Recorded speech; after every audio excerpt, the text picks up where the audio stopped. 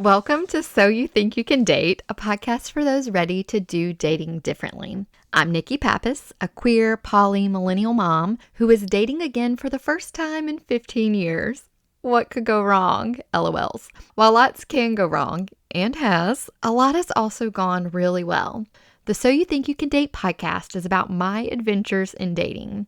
You don't have to hold the identities I hold to benefit from the life experiences I share here. Let's talk about communication, connection, and consent, regardless of what type of relationship you are in or looking for. With vulnerability, authenticity, and curiosity, I'm exploring unfamiliar terrain and would love for you to join me.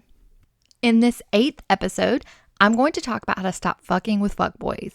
So, what are fuckboys? The definition from Urban Dictionary sums it up perfectly for what I mean when I say the term fuckboy. A fuckboy is that guy, the one who doesn't respect women but relies on them heavily. He's distant, doesn't care about other people's time, and won't fucking commit. He's self-absorbed, does stupid things, and fucks with others' emotions. Based on this definition, it seems like it should be pretty easy to stop fucking with these types of guys. I mean, they don't sound great. However, if you're like me, it hasn't been easy. Before we can stop fucking with them, we have to ask ourselves why we are attracted to these types of men in the first place. In my story, it's because I want to feel chosen by someone like that. I want to prove that I am worthy enough of someone like that to get them to break their patterns and be someone they haven't historically been, and to do that for me. That's because these men remind me of men in my life who occupied a caretaker role, but who failed to take care of me in all the ways I needed to be taken care of. Instead, I always felt like they were choosing something else over me, and no matter what I did, what I achieved, or how sacrificial I was, those caretaking men in my life didn't meet my core emotional needs, for whatever reason. So, I've spent my adult life trying to rewrite the story and get a man like that to do what the men in my childhood didn't do.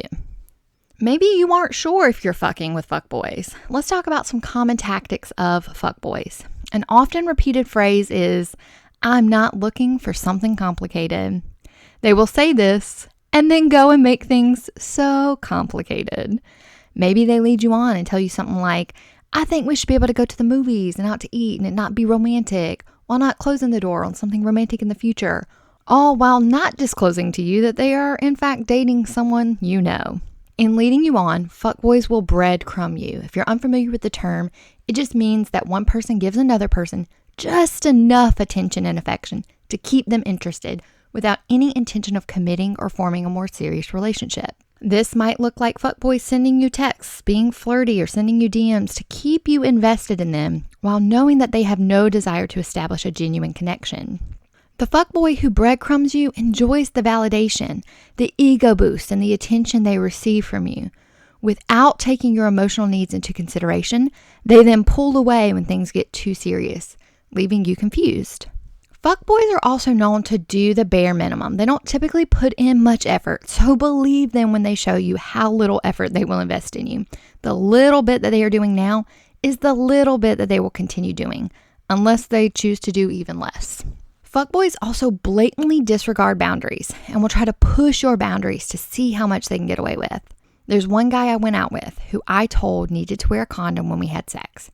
He said he was fine with not wearing one since I'm on birth control and each of us had negative results from our latest STI testing. I maintained that I still wanted him to wear one. The night we had sex, he wore a condom the first time we tried to have sex. However, having the condom on was uncomfortable for him. He told me he wasn't used to wearing one because the other people he's had sex with were fine with him not wearing one. He also tried to use his job as a physician assistant to establish more trust and convince me that it was okay to have sex without a condom. I told him again that I wanted him to wear the condom. He went to the bathroom and he told me that he was putting on another condom. When he came back, I assumed he was wearing one.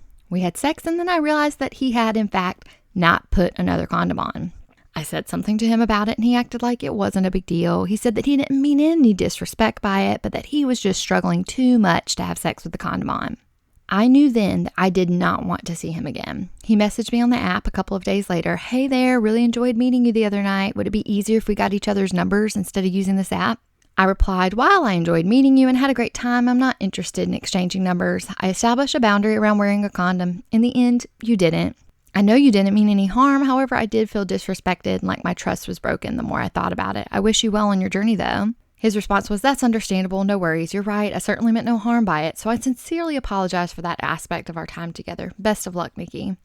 My work bestie pointed out that I should not have said that I knew he didn't mean any harm, because he absolutely did, no matter how many times he says he didn't, and no matter how earnestly he said it.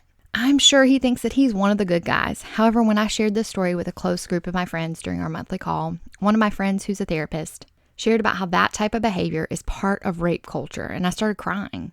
That's what it took for me to really understand how serious the situation was and how much he violated me. So I know that was a lot. If this brought up anything traumatic from your own experiences and you need to pause this episode, please take care of yourself, have some water, take a walk, breathe deeply.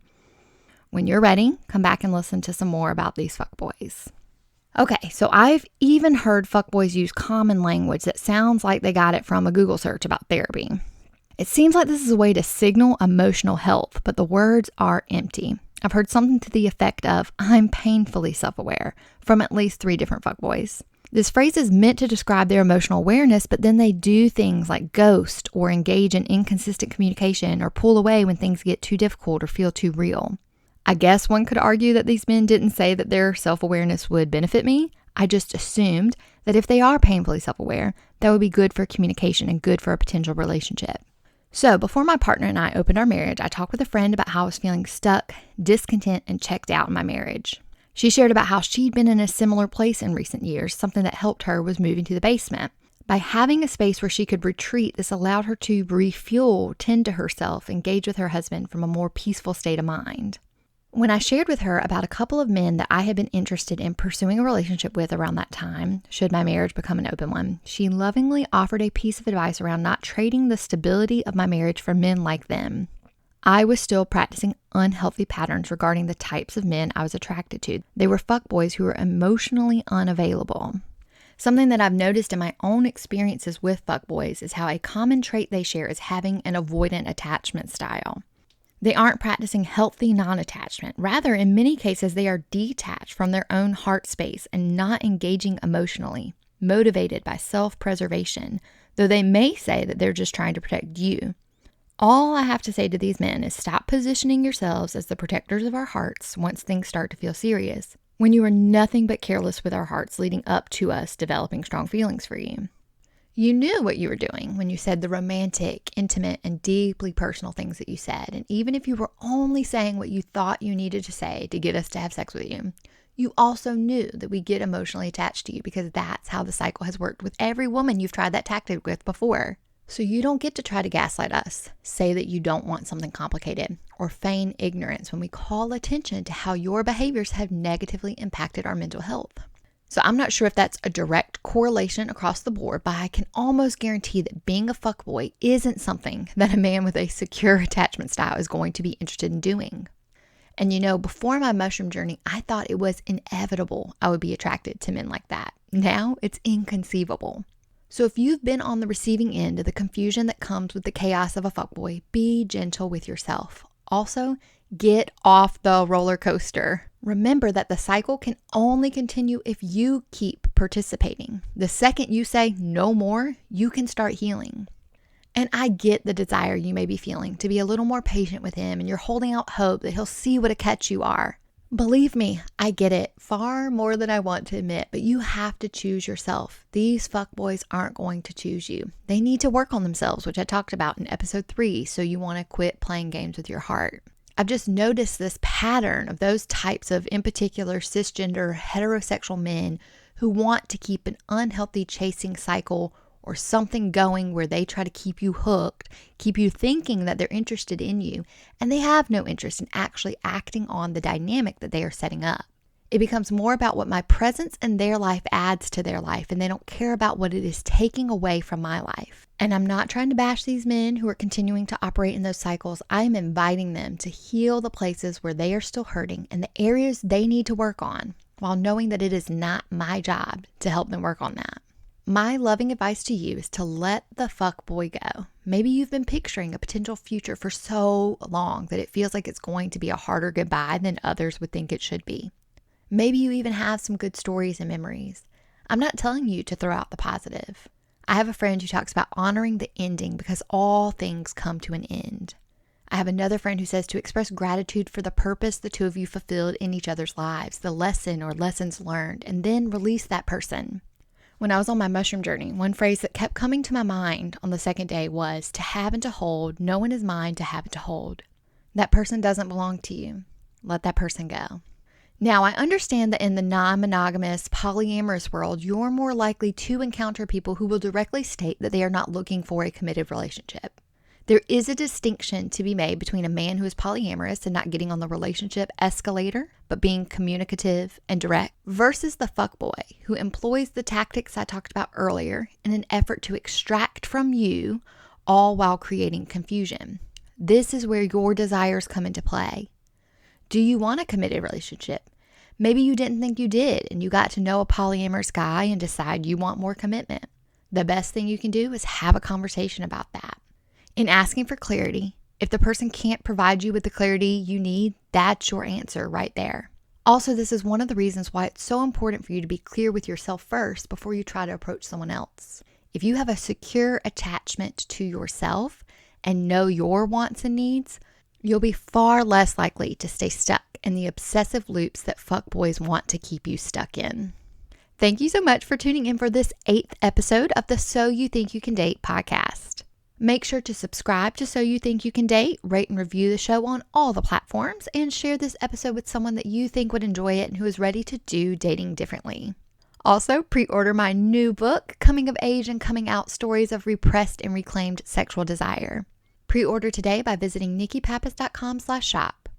Coming of Age and Coming Out is a collection of stories about coming of age from childhood through adolescence, and then coming out in my 30s as queer and non-monogamous. It will be released in June 2025. With your pre-order purchase, you will receive a free download of the Come Alive guide in your inbox. If you want to follow my writing, you can subscribe to my Substack that is called Coming Alive, where I write about pursuing all that makes us come alive, per the Howard Thurman quote, "Don't ask what the world needs, ask what makes you come alive and go do it." Because what the world needs is people who have come alive. You can follow me on Instagram at Broadening the Narrative, which is the account I started in 2019 to document my journey in broadening the narratives or stories that I was taught about myself and others. Come back next week for an episode about being stood up for a date.